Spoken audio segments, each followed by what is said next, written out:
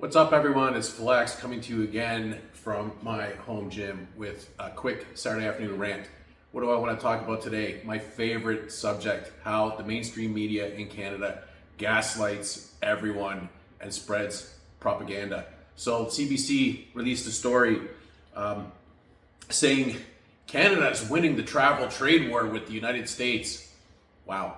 So all year long, they have been trying to convince Canadians not to travel to the United States. They're saying it's difficult to travel to the United States, that President Trump has made it difficult for Canadians to get across the border. None of that is true. I've gone to the US twice this year. Everybody I know that's traveled to the US this year has had no problems. Business as usual.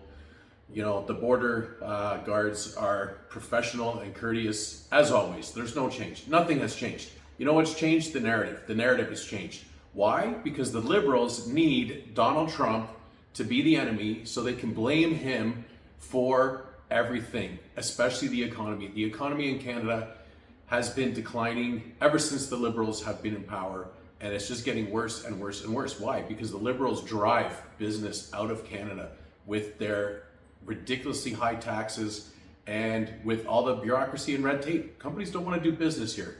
That's a fact. It's a fact. It's very difficult to do business in Canada. I've been a professional accountant for 25 years. I know this. I see it.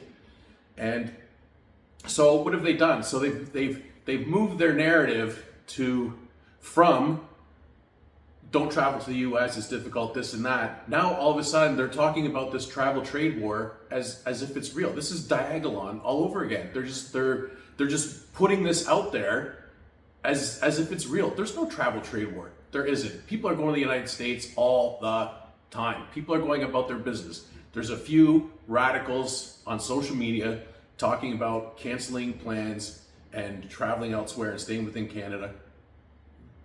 Those are the fringe. That's the fringe, okay? The majority of Canadians are going about their life like they always have. But the media has to present the narrative that the government wants. They're just